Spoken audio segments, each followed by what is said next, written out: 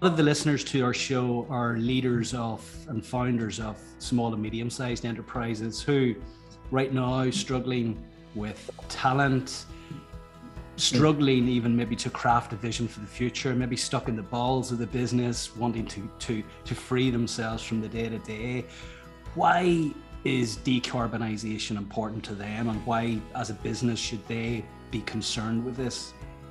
Well, there's good news and bad news. Let's do the bad news first. The bad news is it's going to get pushed on them if it hasn't been pushed on them already, right? Because there's all new regulation coming all the time. And a lot of that regulation works for big companies first, or hits big companies first. But now the regulation is hitting all of the suppliers of big companies. And so one of our biggest customers has over 1 million people working in their supply chain across like tens of thousands of companies. And all of those companies now are going to be asked to report in detail on their carbon. And if they don't, then they'll get dropped as suppliers. And they don't just have to report, but they also have to come up with carbon mitigation plans and all of this kind of thing. So it's affecting everything from a beef farmer in Dungannon all the way through to a bicycle supplier in Beijing.